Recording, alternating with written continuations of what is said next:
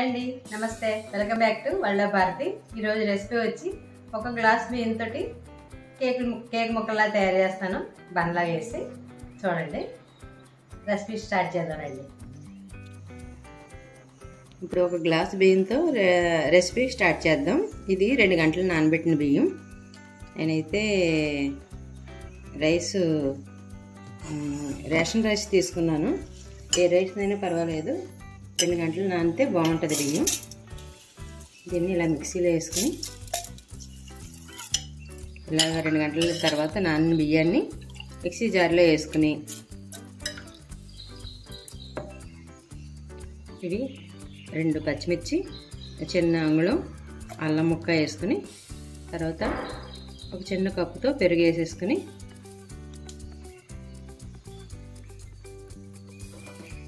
Water idli పిండిలా కలుపుకోవాలి. Water కొద్దిగానే వేసుకోండి, కొంచెం వేసుకుని వాటర్ని ఆడుకోవాలి. మిక్సీ జార్ పట్టి చూపిస్తాను. ఇప్పుడు కొంచెం సాల్ట్ వేసుకుని పట్టుకుందాం. ఈ మిక్సీ పట్టేటప్పుడే ఈ మాత్రం కొబ్బరి ముక్కలు వేసుకోవాలి. వేసుకుని మిక్సీ పట్టేసుకోవడం, మెత్తగా పట్టుకోవాలి. ఈ మిక్సీ పట్టేసాను, ఇలా మెత్తగా పట్టుకోవాలి. గట్టిగా మెత్తగా ఉండాలి. బ్యాటర్ అంతా ఇలా ఉండాలి.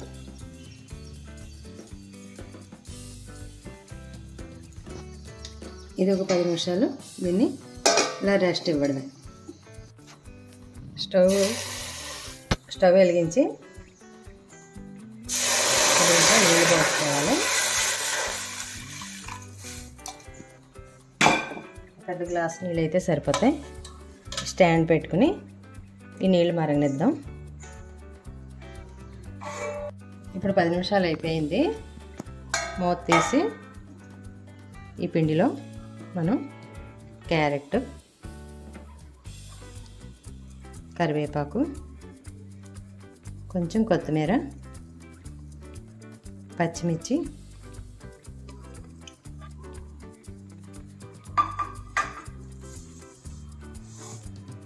ఒక స్పూన్ జీలకర్ర వేసుకుని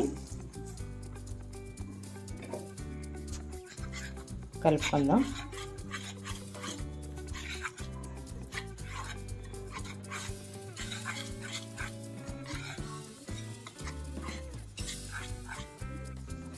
ఇప్పుడు ఒక స్పూను ఉప్పు,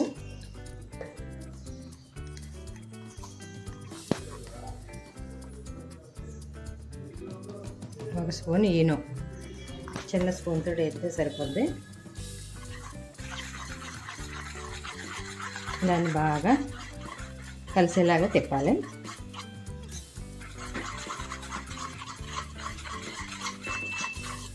ఈ ప్లేట్లో ఒక స్పూన్ నెయ్యి వేసుకుని ఇదంతా పూర్తిగా ఈ ప్లేట్ అంతా అప్లై చేసుకోవాలి.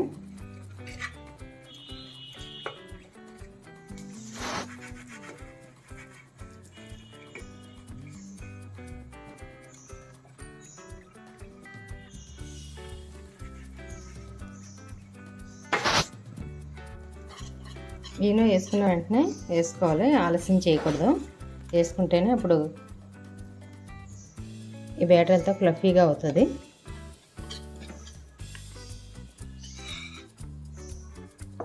వేసుకుని దీని మీద 1 స్పూను నువ్వులు వేసుకుందాం. తెల్ల నువ్వులైనా పర్వాలేదు, నల్ల నువ్వులైనా పర్వాలేదు. మా దగ్గర నల్ల నువ్వులు లేవు, తెల్ల నువ్వులు వేస్తున్నాను.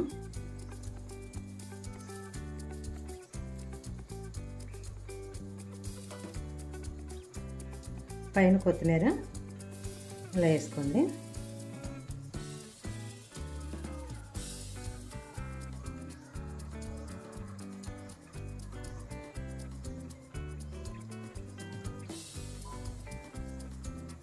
దీన్ని ఇప్పుడు ఇందులో పెట్టేసుకుందాం.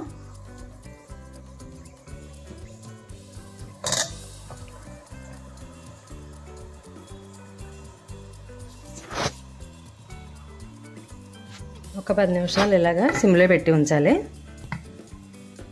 ఇప్పుడు 10 నిమిషాలు అయిపోయింది కదా, ఎంతవరకు వచ్చిందో చూద్దాం. ఒక చాకు తీసుకుని దాన్ని గుచ్చి చూడితే కొంచెం అంటుకుంది, మధ్యలో అంటుకుంటుంది. అయిపోయింది. దీన్ని చల్లారి పెట్టుకుందాం. దీన్ని ఇలా చుట్టూ కేక్ కట్ చేసుకున్నట్టే కట్ చేసుకుంటే మీకు ఎలా కావాలంటే అలా కట్ చేసుకోండి.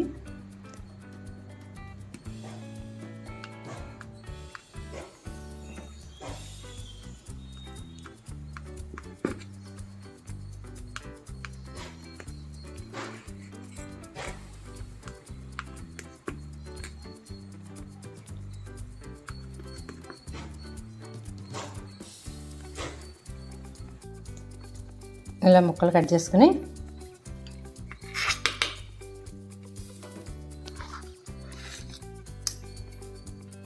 చూసారా ఎంత బాగా వచ్చిందో.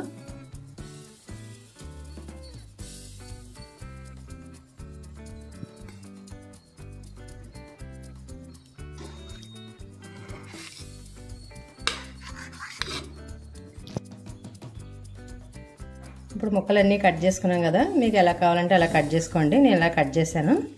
ఇలాగ ఒక గ్లాసు బియ్యంతో ఇన్ని ముక్కలైనవి. ఇది ముగ్గురికి సరిపోద్ది టిఫిను. తర్వాత దీంట్లో టమాటా చట్నీ ముంచుకుంటే బాగుంటుంది, టమాటా సాస్. తర్వాత కొబ్బరి చట్నీ, ఇది నీరు చట్నీ, అది కారపొడి, ఇది నెయ్యి. ఈ నెయ్యి వేసుకుని తింటే సూపర్గా ఉంటుంది. ఇది ట్రై చేయండి. ఎలా వచ్చిందో కామెంట్లో చెప్పండి.